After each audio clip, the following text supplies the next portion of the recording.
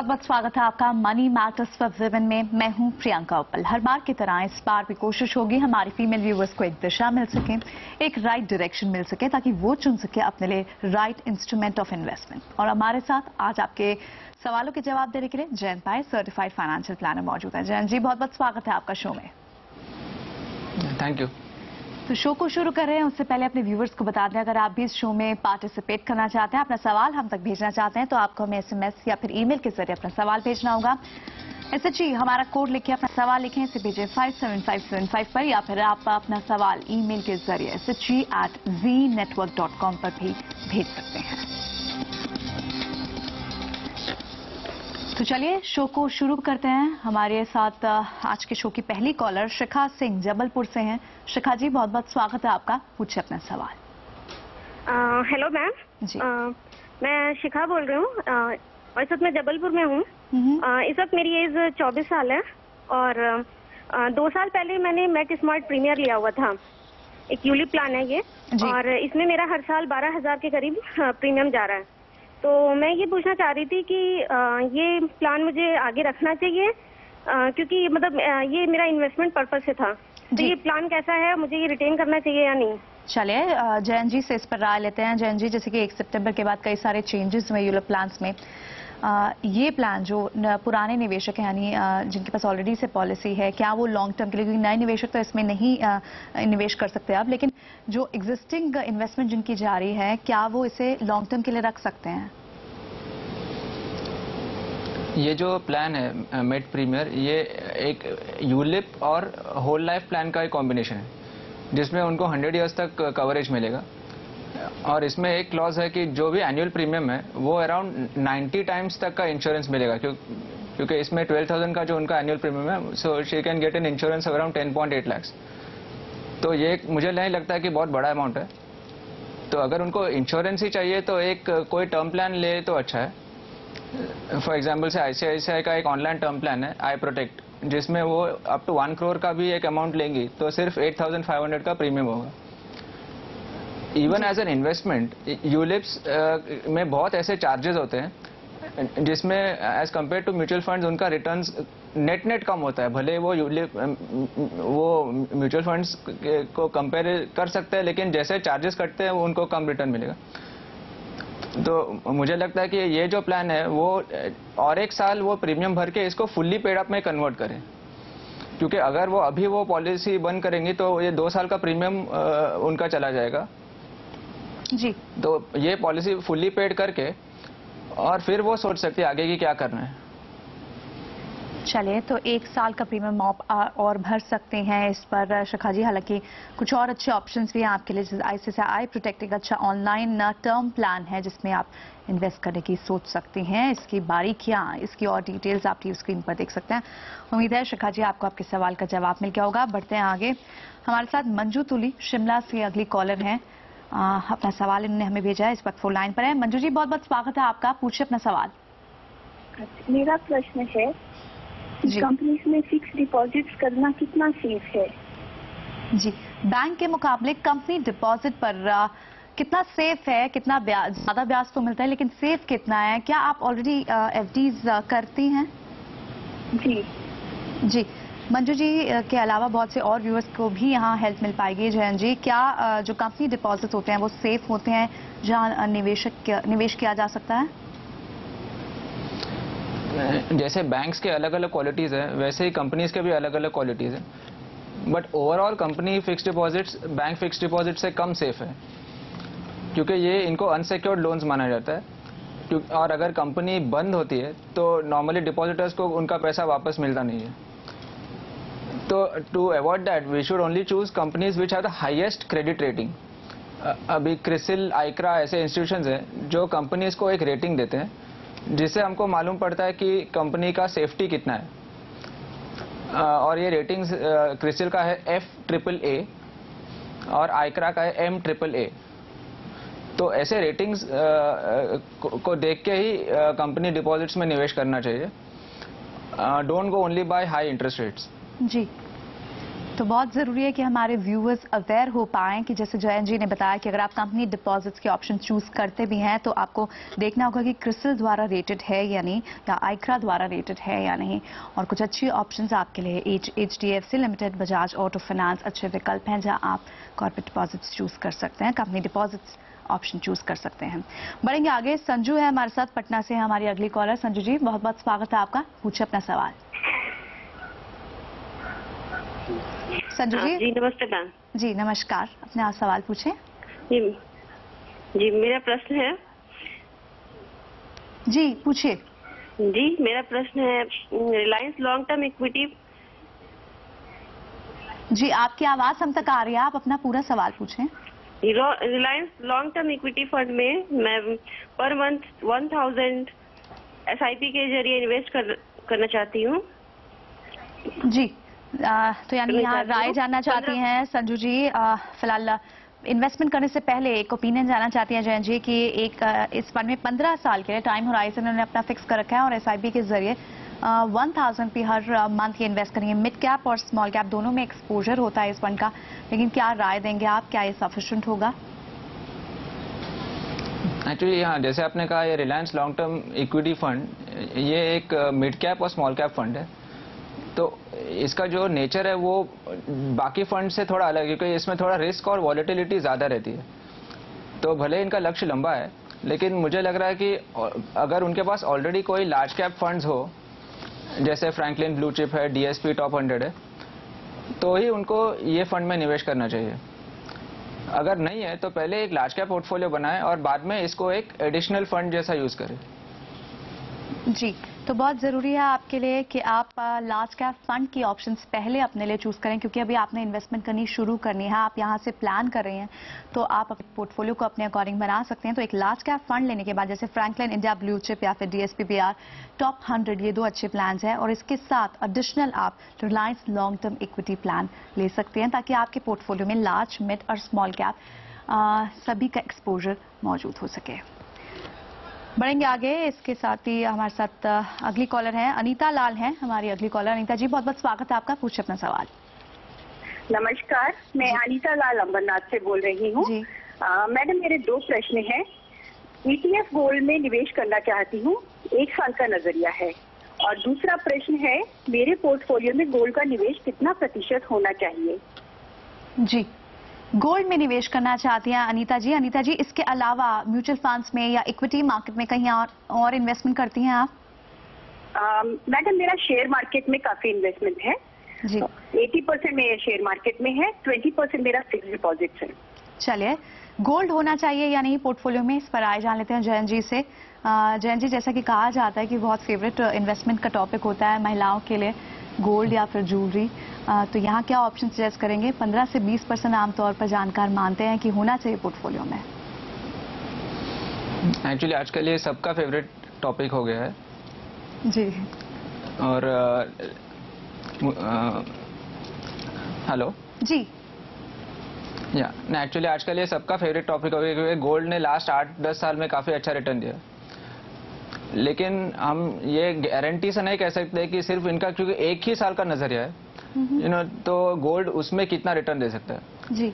फिर भी अगर उनको इन्वेस्ट करना है तो बेंचमार्क का गोल्ड ETF जो है गोल्ड बीज जी, वो एक अच्छा ETF है और ऑलरेडी उनको इक्विटी शेयर्स और फिक्स्ड इनकम दोनों का अच्छा अनुभव है मुझे लग रहा है, जैसे उन्होंने बोला।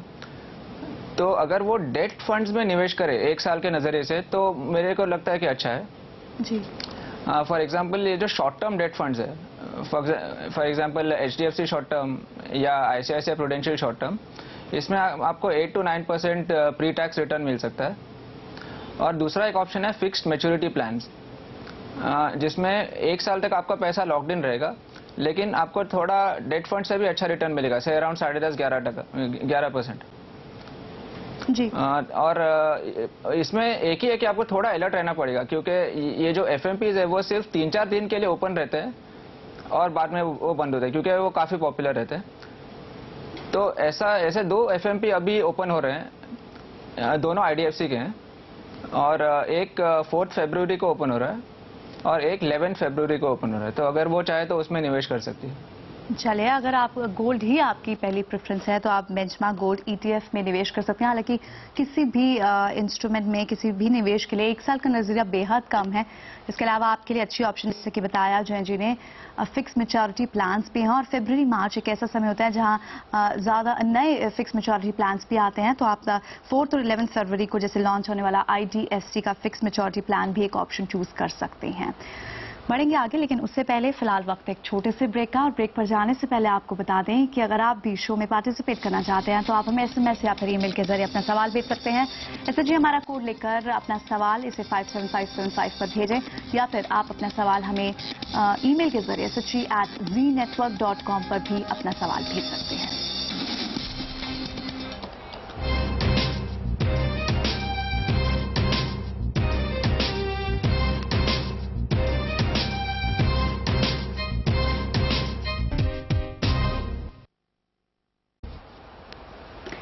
एक बार फिर आपका स्वागत है। आप देख रहे हैं मनी मैटर्स फॉर विमेन और आज आपके सवालों के जवाब देने के लिए हमारे साथ बने हुए हैं जयंत पाए।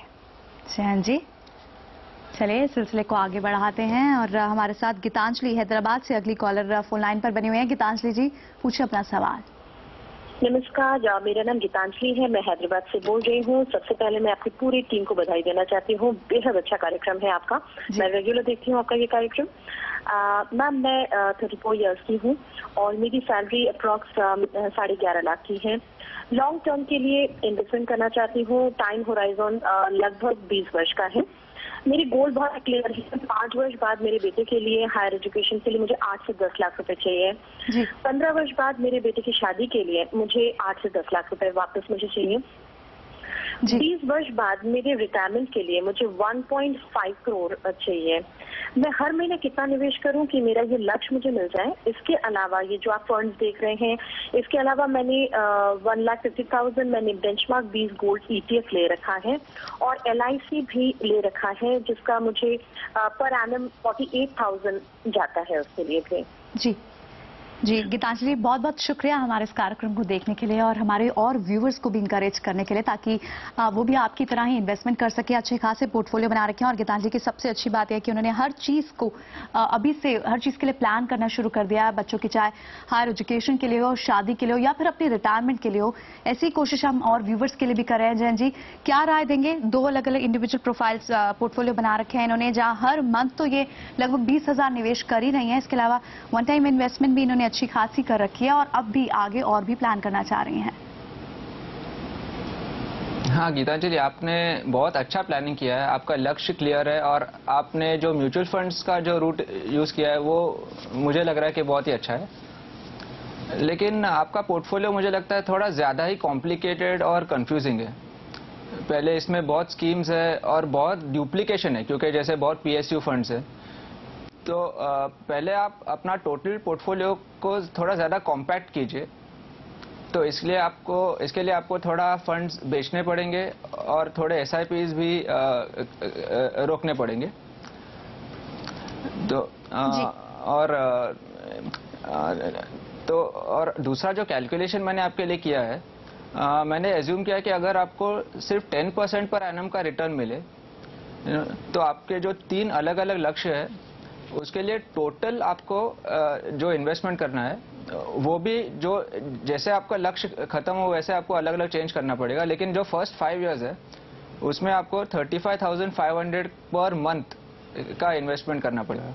और इसका जो ब्रेकअप है वो आपके बेटे के एजुकेशन के लिए है 13,000 पर मंथ, उनके शादी के लिए है 2,500 पर मंथ फॉर 15 ईयर्स, क्योंकि 15 साल के बाद उनका है, और आपके रिटायरमेंट के लिए है 20,000 पर मंथ। तो टोटल ये मिला के 35,500 आपको निवेश करना पड़ेगा। और जो पोर्टफोलियो मैंने सोचा है, मुझे लग रहा है कि 6 फंड से ज़्यादा आपको निवेश करने की कोई ज़रूरत नहीं है। और ये जो 6 फंड्स है वो उनका नाम मैं जस्ट आपको बोल देता हूँ। और इसमें आप equal investments of around 5,000 rupees per month कर सकते हो। एक है HDFC top 200, ICICI dynamic plan, Birla frontline equity, Birla mid cap, DSP top 100 और IDFC प्रीमियर इक्विटी। अभी इन 6 फंड्स में आप टोटल इक्वल अमाउंट्स अगर इन्वेस्ट करोगे विच विल इक्वल टू 35,500, तो बेहतर रहेगा। And discontinue all your other SIPs and sell all your other one time investments.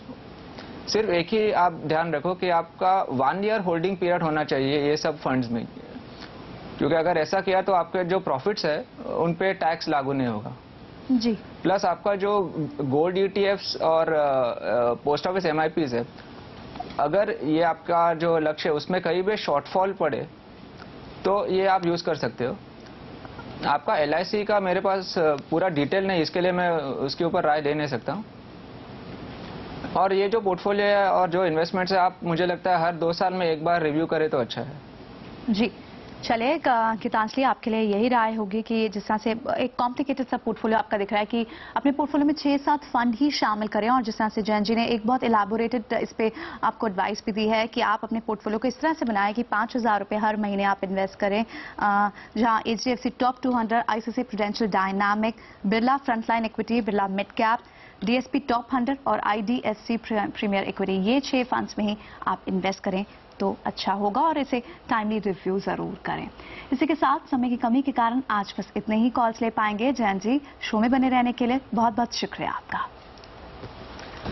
और इसी के साथ फिलहाल वक्त एक छोटे से ब्रेक का, लेकिन ब्रेक के बाद आपको मिलाएंगे NCW की चेयरपर्सन गिरिजा व्यास से। कहीं मत जाएगा, देखते रहे मनी मैटर्स फॉर विमेन।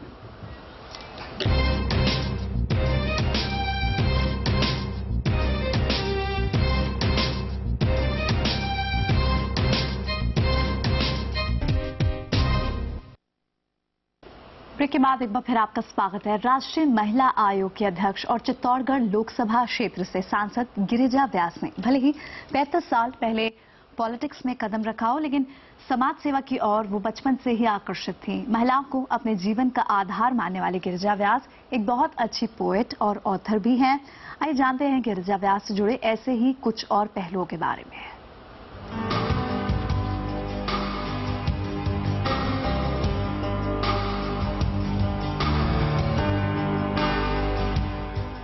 बंद होठों में था सबब कोई, वक्त आया है अब हम भी बोलेंगे। महिलाओं के हौसले को बयां करती ये पंक्तियां गिरिजा व्यास ने लिखी हैं।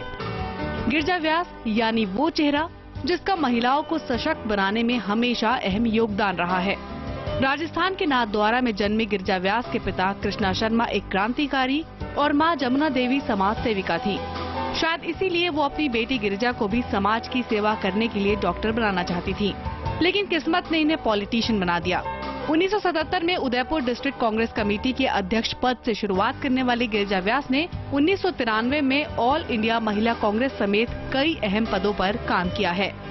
फिलहाल 2005 से गिरिजा व्यास राष्ट्रीय महिला आयोग की अध्यक्ष होने के अलावा चित्तौड़गढ़ कॉन्स्टिट्यूएंसी से MP भी हैं। राष्ट्रीय महिला आयोग के अध्यक्ष के तौर पर इन्होंने कई ऐसी पहल की हैं जो न सिर्फ महिलाओं को सशक्त बनाती हैं, बल्कि उनकी सुरक्षा का भी खास ख्याल रखती हैं, जैसे domestic violence act, the sexual harassment of women at work place bill, review of the dowry prohibition act, working and safety concerns of women in call centres and BPO industry वगैरह। गिरिजा व्यास एक पॉलिटिशियन और एक समाज सेविका हैं, ये तो सभी जानते हैं, लेकिन इनके जीवन का एक दूसरा पहलू भी है जिसे काफी कम लोग जानते हैं। गिरिजा व्यास बहुत अच्छी पोएट और ऑथर भी हैं। दरअसल बचपन से ही इन्हें नाच गाने का बहुत शौक था, इसीलिए इन्होंने 15 साल तक कथक और शास्त्रीय संगीत में ट्रेनिंग भी ली। इसके अलावा ये स्कूल डिबेट और स्कूल मैगजीन्स के लिए भी लिखा करती थी, और यही वो वक्त था जब इन्हें लिखने का शौक हुआ और किताबें इनके जीवन का अहम हिस्सा बन गई।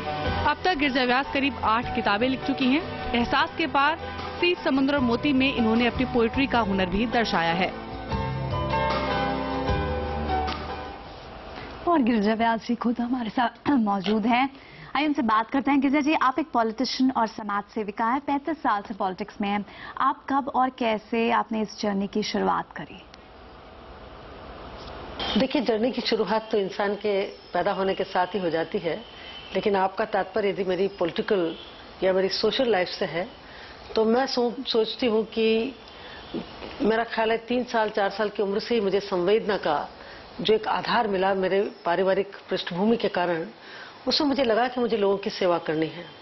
मुझे याद है कि जब मैं 3 साल की थी और हमारी एक मेड सर्वेंट थी, रात वो सिर्फ कुएं का पानी पीती थी।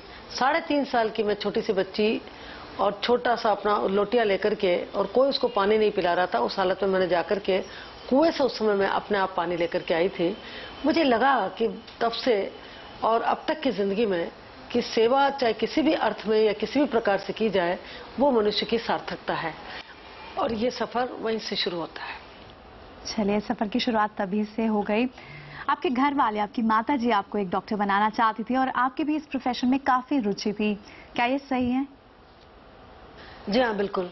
उनके दिमाग में था कि वो, क्योंकि वर्ल्ड वॉर हो चुके थे, उसकी छाया थी और मेरे पैदा होने के बाद मतलब लगातार आज़ादी की जंग भी लड़ी जा रही थी। उस समय उन्हें लगा कि फ्लोरेंस नाइटिंगेल ने शायद मेरी माँ को बहुत ज़्यादा आकर्षित किया होगा, प्रभावित किया होगा, तो वो मुझे फ्लोरेंस नाइटिंगेल के नाम से ही पुकारती थी, नाइटिंगेल कहा करती थी मुझे।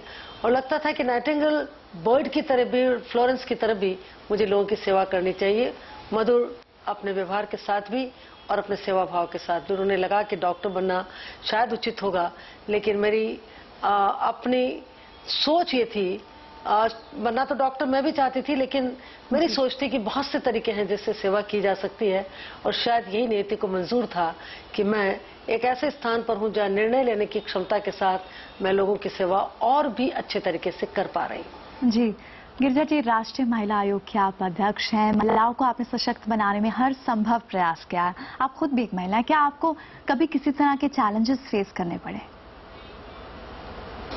बहुत बार उतार चढ़ाव तो मैं सोचती हूँ कि महिलाओं की जिंदगी का एक आवश्यक हिस्सा है और इसलिए वो उसको समझ शायद जन्म के साथ ही घुट्टी के साथ पिला दी जाती है कि उसे उतार चढ़ाव के बीच भी रहना है।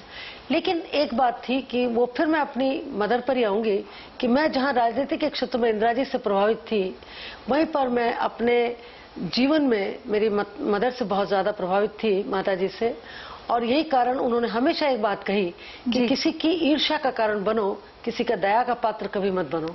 और यही वजह रही कि मैंने हर चैलेंज को स्वीकार किया। मेरी कुछ पंक्तियां थी, जब बहुत उतार चढ़ाव आता तो कुछ मैं लिखती हूँ और फिर विरत होकर के सो जाती हूँ। तो मैं चूंकि अंग्रेजी में भी लिखती हूँ, तो मेरी पंक्तियां थी कि I am not a big banyan tree, I am a lush green bush, the more you cut the more I grow. जी जी, गिरिजा जी, महिलाओं को और मजबूत और निर्भय बनाने के लिए क्या कुछ और कोशिशें रहती हैं इस संस्था की? रेप केसेस हुए या महिलाओं पर अत्याचार जिस तरह से बढ़ रहे हैं और जिनकी रफ्तार 7% प्रति वर्ष की दर से है, उस संबंध में हम लोग जहां पर कार्रवाई नहीं होती उस कार्रवाई करने पर दबाव डालते हैं। हम लोग जाकर के वहां पर देखते हैं, अपने रिपोर्ट मंगाते हैं, रिव्यू करते हैं। ये सब कार्य हम लोग कर ही रहे हैं। लगता है कि मलहम लग जाए, हालांकि आकाश जितना बड़ा उसका दर्द है, लेकिन उस दर्द में यदि थोड़ा सा मलहम अपनी तरफ से भी लग जाए तो हम अपने आप को सौभाग्यशाली मानेंगे। इसी आशा और विश्वास के साथ महिला आयोग कार्य कर रहा है। चलिए, बहुत बहुत शुक्रिया हमसे बात करने के लिए गिरिजा व्यास जी, और ये बातें हमारे व्यूवर्स के साथ शेयर करने के लिए बहुत बहुत शुक्रिया आपका। और इसी के साथ मनी मैटर्स पर वुमेन में आज बस इतना ही। अगले हफ्ते फिर होगी आपसे मुलाकात। नमस्कार।